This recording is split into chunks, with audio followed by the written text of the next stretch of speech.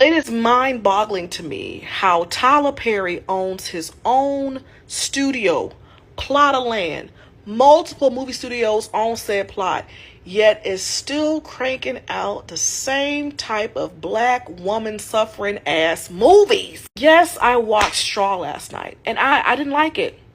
I didn't like it. Not even 20 minutes into the movie.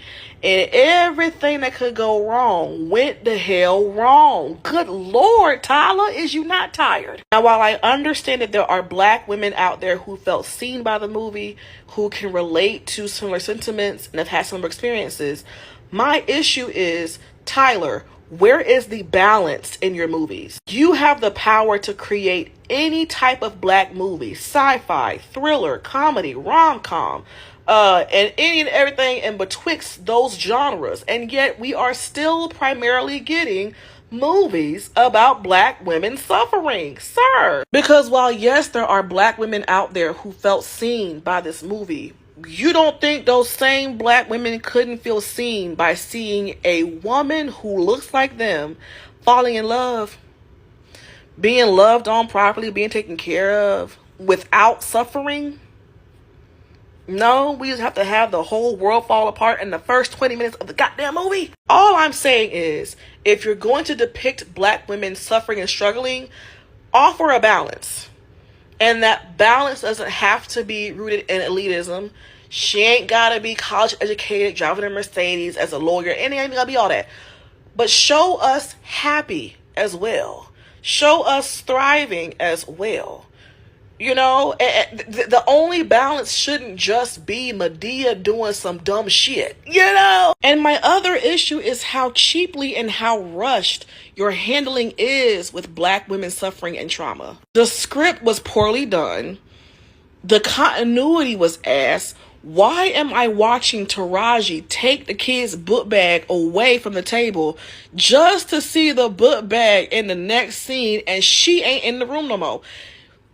Lazily done. And that's the final cut. You know, like I'm not moved. I'm not impressed. And Tyler, it is infuriating to me that you have built a platform for the possibilities in black media to be endless, yet you are cranking out the same kind of storyline. Like, oh. Okay, I want to take a moment to say thank you to Donald Trump, not out of praise, but out of truth. Because while you rip through every part of this government, tearing down justice, equality, and fairness under the fake excuse of fighting DEI fraud, what you're really doing is confirming what black folks have been saying for generations. America was built on racism, fueled by fear and sustained by white supremacy.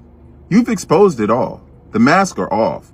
The polite racism, the fake allyship, the colorblind lies, it's all gone. Now we see it raw and unfiltered. You're not just targeting policy, you're targeting people. Black people, brown people, marginalized communities.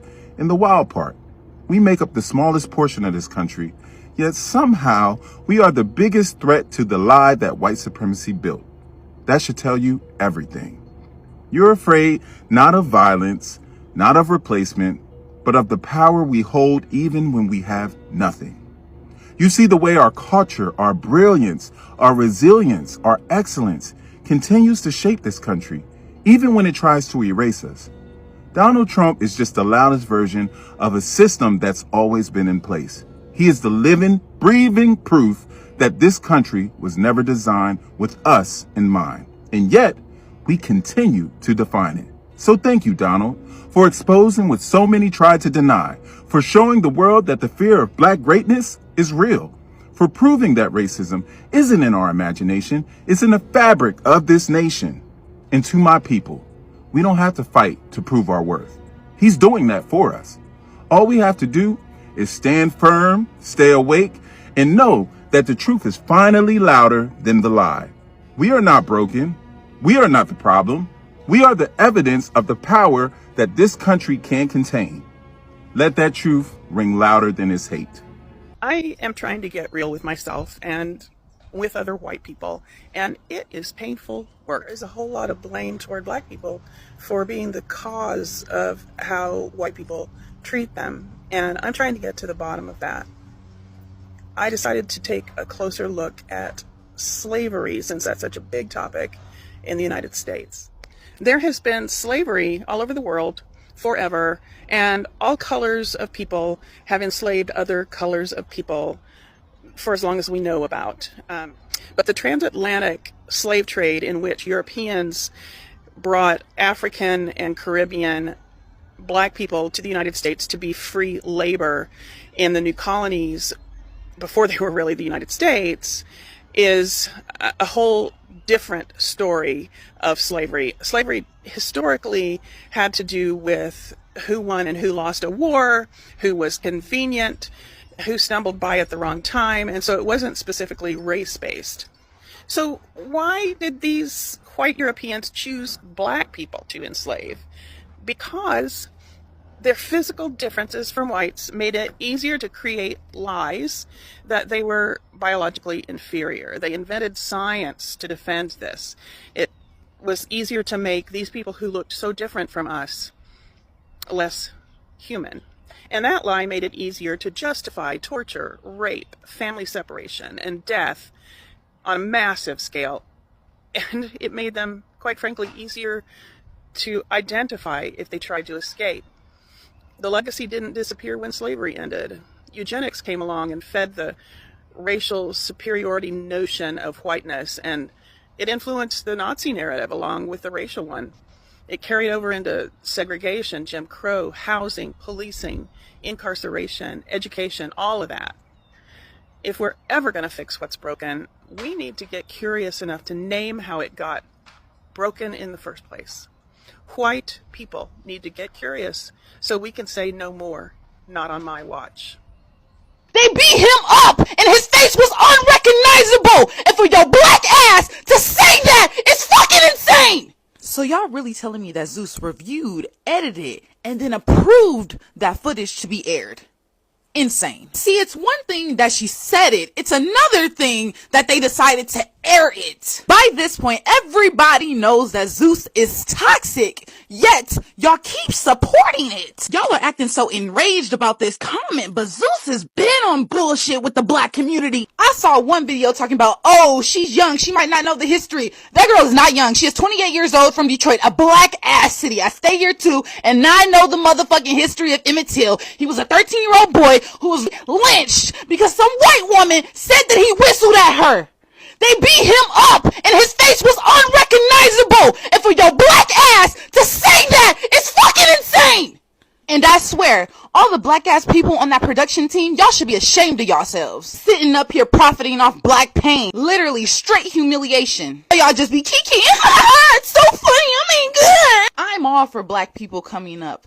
But Zeus is literally a slap in the face to our history, to our elders, and to any black person who has had to fight to be seen as human. And while Summer was dumb as hell for making that comment, Zeus was even stupider for motherfucking airing it insensitively. Y'all just didn't care about the family, did y'all? Y'all didn't give a damn. So that's why I just encourage y'all to stop supporting evil shit. That is it. That is all. Y'all stay safe and y'all stay sane out there. Goodbye. Let's talk about this. They will stream your pains. They will sell your traumas. They will turn your grief into a movie and cash out. But the second Black Americans speak with power is a problem. They profit off Black pain, but hate Black power. Exactly what I'm talking about. Let's see these videos and then I'll be back with the comments. Has your family profited off the suffering of other black people? I'm Portuguese, so I will always have benefited from the pain of black people in one way or another. I mean, I benefited from it directly. My grandfather was white and had a coffee plantation in a vast expanse of land that was given to him by the Portuguese government, without the consultation of the people who already lived there.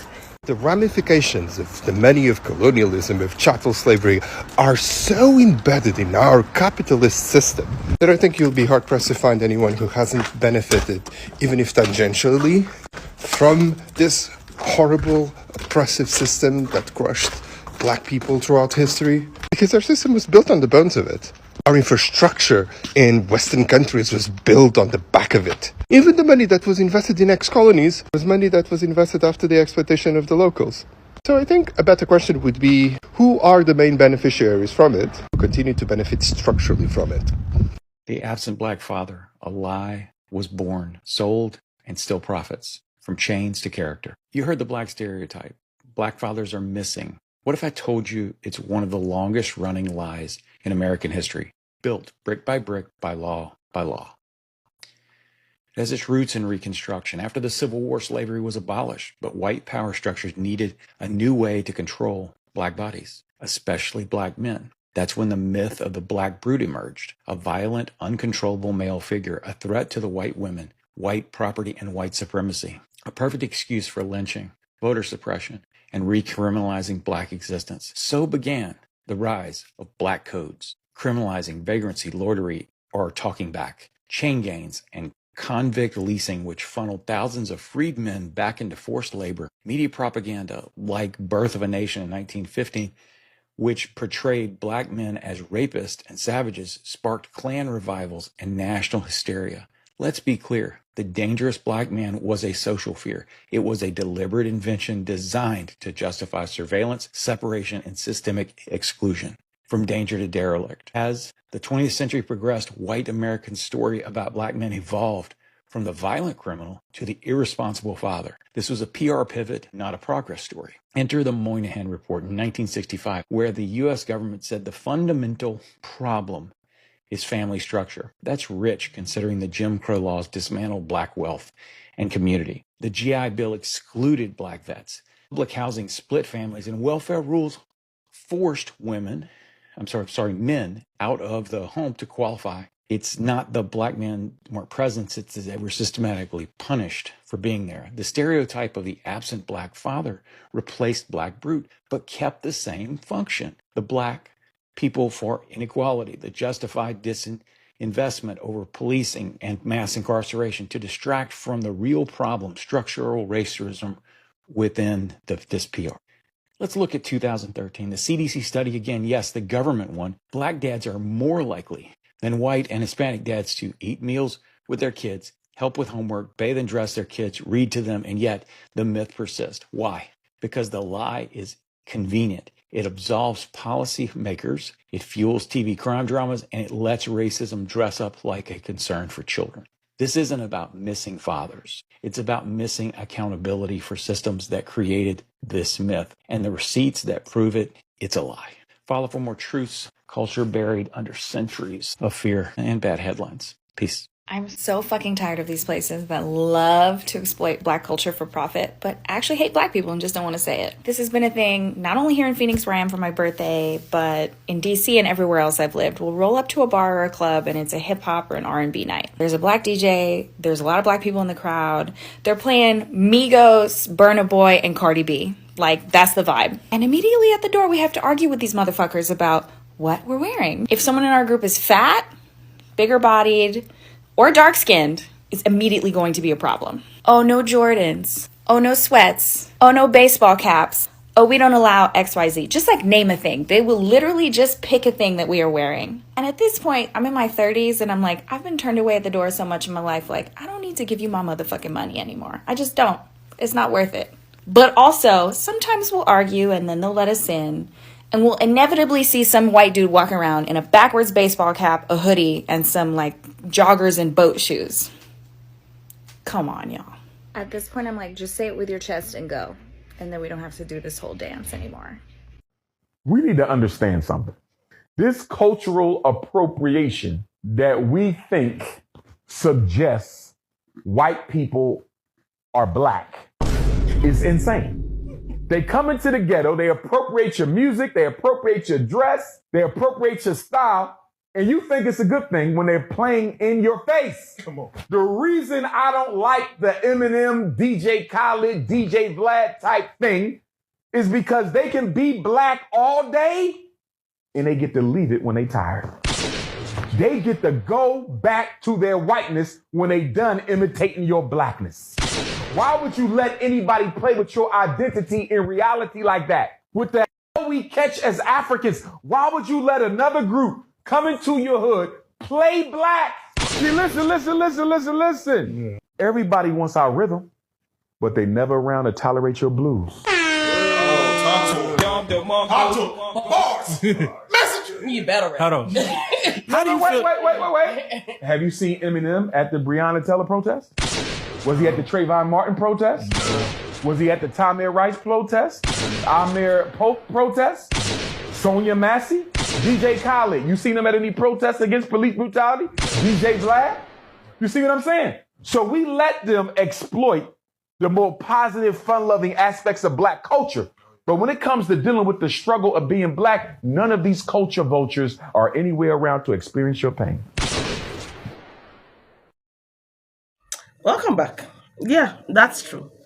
But it has always been this way, right? They will sell your struggle until you own your strength.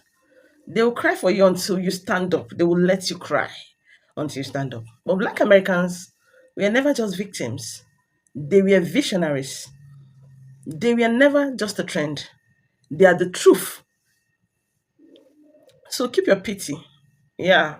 I keep saying Black Americans are the trendsetters, they are the blueprints and all of that. So nobody should even pity. Don't even pity them because they are reclaiming their power. They are reclaiming it by force. So I want to say in the comments, drop a fist if you're done being their pain. Drop it in the comment section and be ready for your own power. Yeah, I still believe there's something about Black Americans. It's so strong. Like I see it every time. I believe it. I believe it. So I want to see if you believe it like I do. Let me see it in the comment section. Do not forget to subscribe, like, share this video, right? And don't forget the next one is even going to be more powerful, right? Come back for it and set your notification button so you can see that one too and comment. Thank you so much. Bye.